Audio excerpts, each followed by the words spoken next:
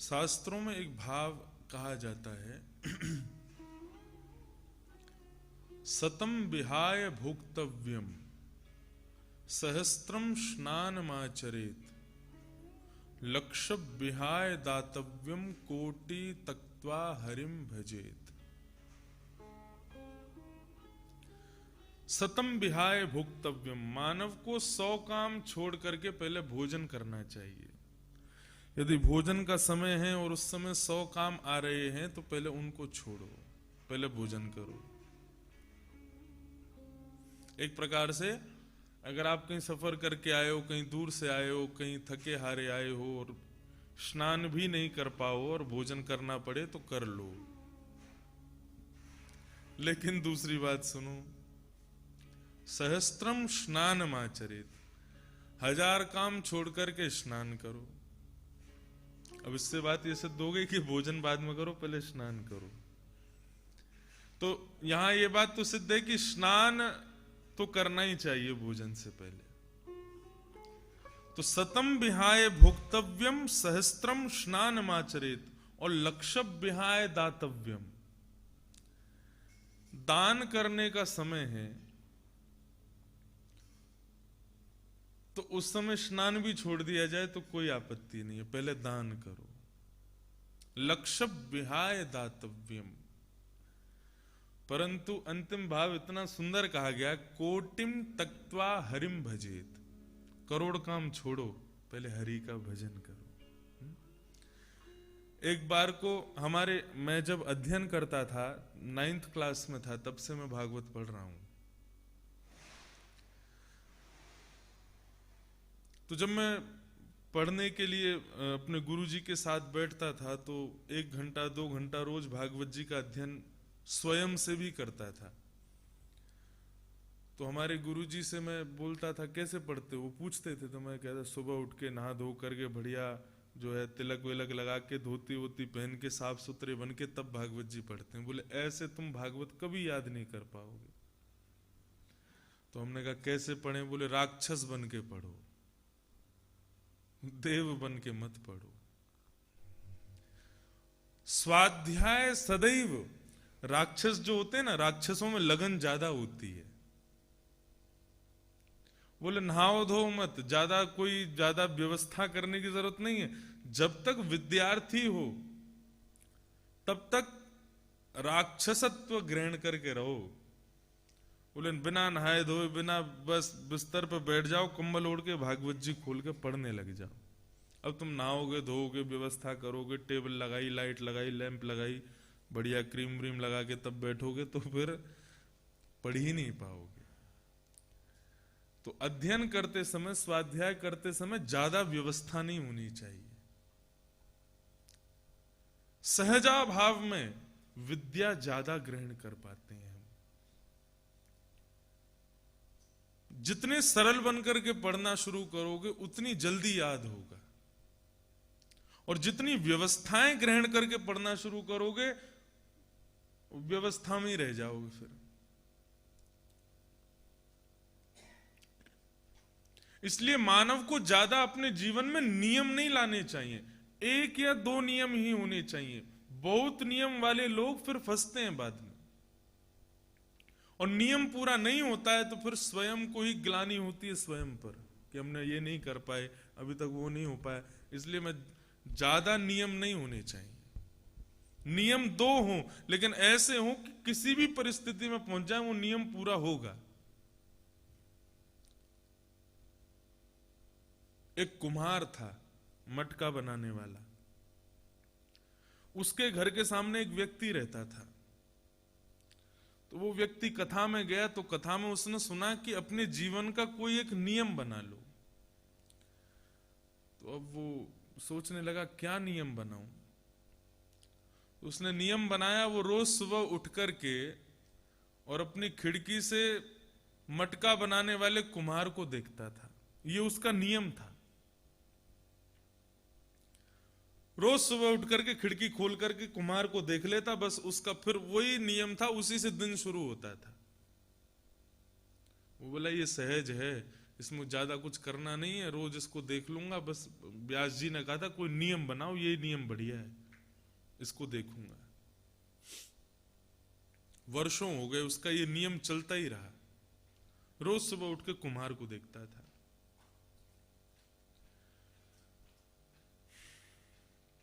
एक दिन प्रातःकाल उठते ही जैसे उसने खिड़की खोली तो सामने कुम्हार उसको दिखाई नहीं दिया।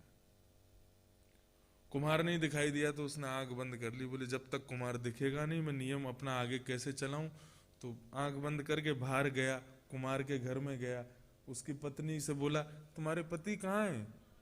बोले आज मेरे पति मिट्टी लेने गए हैं वहां बगीचे में, वो उस मैदान में।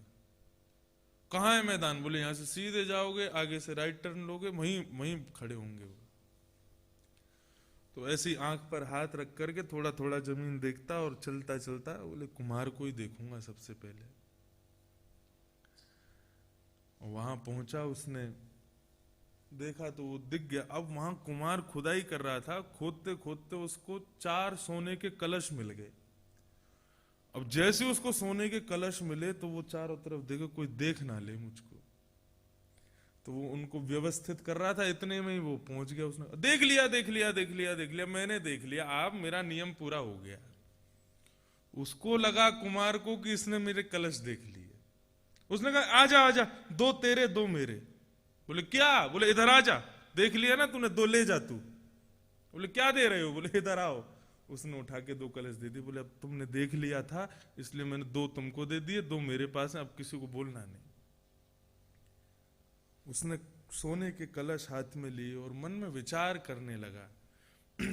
एक तुच्छ 5 भौतिक शरीर वाले इस साधारण से कुमार को रोज देखा मैंने, और आज उसका परिणाम यह हुआ कि ये सोने के कलश मुझको मिले।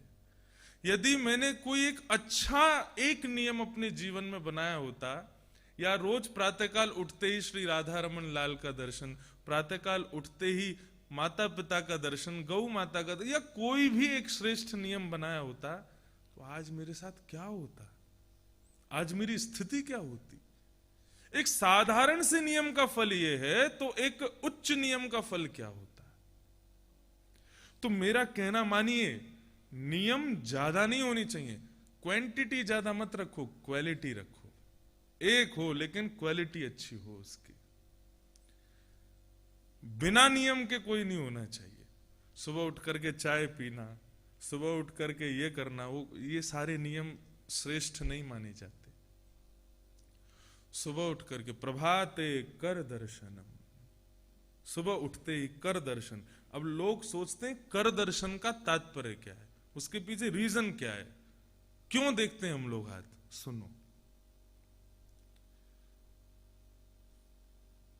प्रभाते कर दर्शनम, कर आग्रे वस्ते लक्ष्मी। कर के जो ये अग्र भाग हैं इनमें लक्ष्मी का निवास होता है। आप किसी को भी धन देते हो तो उंगलियों से ही लक्ष्मी को गिना जाता है। आजकल सब कुछ ऑनलाइन हो गया है, तो उसमें भी पिन कोड भी तो उंगली से ही जाएगा, तो लक्ष्मी निकलेगी उंगली से ही। चाहे आप नेट बैंकिंग भी करो तो भी उंगली का ही प्रयोग होगा, ये आगे वाली उंगली ही चलेगी। इसका मतलब क्या है कि लक्ष्मी का निवास करके अग्रभाग में होता है। तो सुबह उठते ही सबसे पहले अग्रभाग को देखो, कराग्रे वस्ते लक्ष्मी, और लक्ष्मी को देख के क्या कहो, हे लक्ष्मी आप हमारी मां हो। आज पूरे दिन में ना जाने में कितना खर्च आपको करूंगा, लेकिन किसी असद व्यक्ति को ना करूं। आप किसी सद व्यक्ति के पास ही जाना, ये आसन है लक्ष्मी का, तो इस आसन पर लक्ष्मी का आवाहन करके उनको प्रणाम करो। तो कराग्रे वस्ते लक्ष्मी, कर मध्य सरस्वती, कर के मध्य में सरस्वती का वास होता है। तो कर के मध्य में सरस्वती को देखो। सरस्वती किसकी देवी हैं? वाणी की देवी हैं। हे देवी, आप मेरी वाणी पर विराजमान हो जाइए। मैं आपसे प्रार्थना करता हूं कि आज आपके आसन को मैं दूषित ना करूं किसी से गलत बोल करके। सरस्वती का आसन होता है, और शास्त्र में तो मैंने नहीं पढ़ा, शास्त्र में इतना जरूर लिखा है कि मानव की जिह्वा सरस्वती का आसन है, लेकिन लोग कहते हैं कि दिन में एक बार सरस्वती जीभ पर बैठती है, कहते हैं ना लोग। कोई कहता है मैं कहीं मेरा कहीं एक्सीडेंट ना हो जाए, बोले ऐसा मत बोलो, जीभ पर लक्ष्मी बैठी होती है, सच ना हो जाए। तो जिह्वा की देवी हैं सरस्वती, तो कर के मध्य भाग में सरस्वती का दर्शन करो। हमारा भाग्य पूरा हाथों में लिखा होता है। ज्योतिषाचार्य हाथ देख करके बता देते हैं कब ब्याह होगा, कितने बच्चे होंगे, किससे ब्याह होगा, कैसे रहोगे, क्या रहोगे। और आजकल तो धोती वाले पंडित जी देखे नहीं कि सबको लगता है कि ये ज्योतिष जरूर जानते होंगे।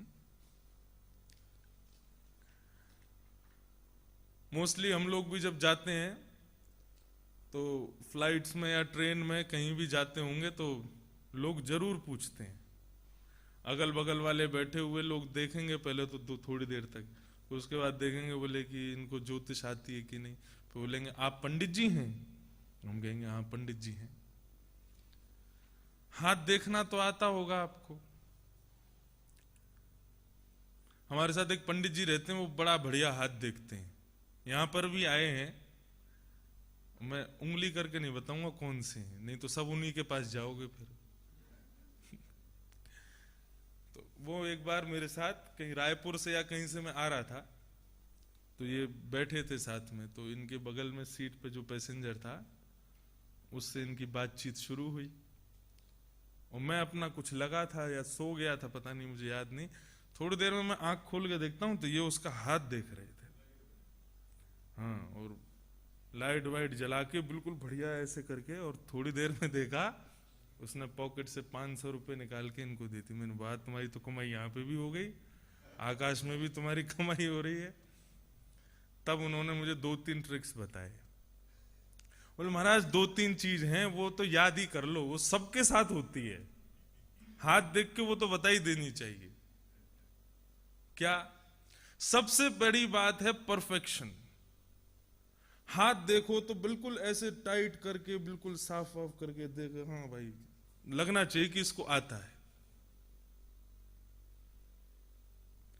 तुम्हारा पेट सही नहीं रहता ना, वो कहेगा हाँ बिल्कुल सही नहीं रहता। किसका सही रहता है? अमूमन साल में 2-3 महीना सबका ही खराब रहता है। बचपन में बहुत जोर से गिरे थे तुम, कौन नहीं गिरा? हाँ गिरा था, मेरे सिर में लगी है। और अंतिम ब्रह्मास्त्र, तुम सबके साथ अच्छा करते हो लेकिन सब तुम्हारे साथ बुरा करते हैं, बस वो तो फिर पैर ही पकड़ लेगा, जय हो महाराज आपने क्या बताया, अद्भुत। तो देखिए, एक मेरी बात सुनिएगा, ज्योतिष भगवान के नेत्र हैं। ज्योतिष का प्रयोग खाली पीली बैठे कुछ नहीं अपना भविष्य जानने के लिए नहीं करना चाहिए। मूवी देखते हैं आप लोग? देखते हैं? कोई नई मूवी आती है तो किसी ने देख ली हो और वो आके बता दे कि मैंने वो पिक्चर देख ली, तो हम क्या कहते हैं? बताना नहीं क्या था पिक्चर में, हम खुद देखेंगे, होता है ना। और विशेष रूप से ये कहते हैं कि लास्ट तो, एंड तो उसका बिल्कुल नहीं बताना क्या हुआ। बाहुबली ने कटप्पा को क्यों मारा? नहीं, कटप्पा ने बाहुबली को क्यों मारा? तो एक सस्पेंस बना रहता है कि क्या होगा पिक्चर में, हम उसी एक क्या बोलेंगे, एक्साइटमेंट में मूवी को 3 घंटा देखते हैं। कई बार कथाओं में भी वो एक्साइटमेंट रहता है कि अब क्या होगा, अब क्या होगा, अब क्या होगा। ऐसे ही लाइफ भी एक मूवी की जैसी है, वो एक्साइटमेंट है कि अगला स्टेप क्या होगा। आज सुबह सुबह मैं घूमने जा रहा था वहां सामने वाली पहाड़ी पे, यश भी था साथ में। अब बीच बीच में कहीं कहीं हाथी के निशान दिख गए हमको, और डर तो लगा था, पहले से बता रखा था यहाँ हाथी है। तो हाथी ने अपने चिन्ह छोड़े हुए थे कुछ, और दिख रहे थे, डंडे वंडे भी उठा रहे थे, लेकिन फिर भी एक एक्साइटमेंट लगा हुआ था, कहीं दिख तो नहीं जाएगा, कहीं दिख तो नहीं जाएगा। अब पीछे वाले पंडित जी झाड़ भी पकड़ ले तो पीछे देखे, पीछे से तो नहीं आ जाएगा। तो एक एक्साइटमेंट लाइफ की बनी रहे, उसके लिए ज्योतिष का प्रयोग नहीं है कि आप उसको पूछो कि अब क्या होगा। ज्योतिष का प्रयोग किसके लिए? मुहूर्तों के लिए, विवाह आदि संबंधों के लिए, किसी का जन्म हुआ उसके नामकरण आदि और उस सब के लिए ये ज्योतिष का प्रयोग किया जाता है। या किसी के जीवन में बहुत ज्यादा समस्याएं हों, ऐसे व्यक्ति को ज्योतिष का सहारा थोड़ा बहुत लेना चाहिए। लेकिन बस कुछ नहीं, खाली बैठे तो बस पूछ ही लें कि अब क्या होगा, वो नहीं होना चाहिए। वो भगवान के नेत्र हैं, उनका उतना ही सम्मान करो। तो कराग्रे वस्ते लक्ष्मी, कर मध्य सरस्वती और कर मूले तु गोविंद। यहां पर भगवान का निवास होता है, इसीलिए मूल में ही ये धागा बांधा जाता है। कर मूले तु गोविंद, यहां पर भगवान का दर्शन करो। हमारे कलावा क्यों बांधा जाता है? क्योंकि मूल में ठाकुर जी का निवास है, मूल में कृष्ण का निवास है। इसलिए यहां पर अब कोई बीमार है, कैसे पता लगेगा? उसके मूल को स्पर्श करके पता कर लेते हैं, अच्छा ये बीमार है। कई लोग तो नाड़ी देख के ये तक बता देते हैं कि तुम्हारे ये बीमारी है, तुमको ये दर्द है, तुमको यहां ऐसा सब बता देते हैं। क्यों? मूल से ही पता चल जाता है कि मानव का भोजन शुद्ध है कि नहीं, मानव का स्वास्थ्य ठीक है कि नहीं। क्यों? क्योंकि मूल में कृष्ण का निवास है। अब देखो, इसका एक लॉजिकल अपने आप ही बनता है। मूल में कृष्ण, और कृष्ण गीता में कहते हैं मैं कौन हूं? मैं काल हूं। इसलिए हम घड़ी भी मूल में ही पहनते हैं, काल। अपने आप ही है, ये कोई इसका कोई प्रमाण नहीं है, लेकिन मूल में कृष्ण है इसलिए घड़ी मूल में ही होती है। लेकिन विशेष रूप से प्रमाणवाद पर यदि जामे तो मूल में धागा इसीलिए पहना जाता है। इसको जब बांधते हैं तो पंडित जी श्लोक बोलते हैं कि हे भगवान इसकी रक्षा करना। क्यों? क्योंकि मूल में ठाकुर जी हैं। तो प्रातःकाल उठकर के केवल एक नियम बना लो, कराग्रे वस्ते लक्ष्मी, कर मध्य सरस्वती, कर मूले तु गोविंद, प्रभाते कर दर्शनम। अच्छा, दोनों हाथों को थोड़ी दूरी पर ऐसे देखना चाहिए। कई लोग ऐसे देखते हैं, और आप कोई नमाज थोड़ी पढ़ रहे हैं, वहां ऐसे देखना चाहिए, बिल्कुल स्ट्रेट करके। आगे के भाग को देखो, मध्य को देखो। आगे लक्ष्मी का आह्वान करो, मध्य में सरस्वती का आह्वान करो, मूल में कृष्ण का आह्वान करो। उसके बाद फिर इसको आंखों से लगाओ, वक्षस्थल से लगाओ, शीश से लगाओ, और फिर समुद्र वसने देवी पर्वत स्तन मंडले विष्णु पत्नी नमस्तुभ्यम पादस्पर्शम क्षमस्व में। हम आप पर पैर रखने वाले हैं, हे धरती माता हमको क्षमा करो। ये दो नियम ही आपने बना लिए ना, तो आप फिर मुझको याद करेंगे कि हाँ इंद्रेश जी ने कुछ अच्छा बताया था। उसके अलावा जो आपके नियम हो वो तो करो ही, लेकिन फिर कहूंगा नियम की क्वांटिटी ज्यादा मत रखना, नियम की क्वालिटी पर ज्यादा ध्यान देना। एक या दो ही हो, लेकिन हो बहुत अच्छे। प्रातःकाल भ्रमण करना चाहिए, घूमना चाहिए। और कैसे घूमना चाहिए? कि जब आप घूम करके लौटो तो सूर्य की किरण आपके ऊपर हो, क्योंकि उगते हुए सूर्य नारायण के स्वरूप होते हैं। उनमें से दो किरणें निकलती हैं, ललाट और विभ्राट, और वो दोनों आपके मानसिक और चिंतनिक दोनों स्थिति पर असर करते हैं। हमारे पूज्य पिताजी, मैं तो नहीं घूमता इतना, कभी कभी घूमता हूं।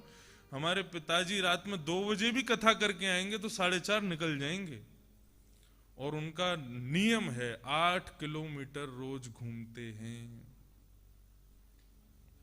हम थोड़ा बचपने में आ जाते हैं इसलिए नहीं घूमते, नहीं तो पिताजी का तो रोज का नियम है। 8 किलोमीटर घूमते हैं, आकर के सरसों का तेल पूरी बॉडी पर लगाते हैं, फिर स्नान करते हैं। तो कुछ एक सद नियम मानव के जीवन में होना चाहिए। लेकिन भगवान का भजन करने का समय मिले तो कोटिम तक्त्वा हरिम भजेत। करोड़ काम छोड़ो, पहले भगवान का स्मरण करो, भजन करो। और कुछ भी नहीं तो सुबह प्रातःकाल केवल उठ करके नेत्र बंद करके जो छवि आपको अति प्रिय हो ठाकुर जी की, उसको अपने हृदय पटल पर देख करके उसको, अभी अष्टांग योग आएगा भागवत में, ये अष्टांग योग शारीरिक योग नहीं है, ये अष्टांग योग मानसिक योग है। जिस तरीके से शरीर मोटा होता है तो शरीर को पतला करने के लिए योग करते हैं, ऐसे ही मन भी कई बार मोटा हो जाता है, उसको स्लिम ट्रिम बनाने के लिए अष्टांग योग श्रीमद् भागवत में है। भगवान कपिल बताएंगे देवभूति माता को, वो हम सब श्रवण करेंगे।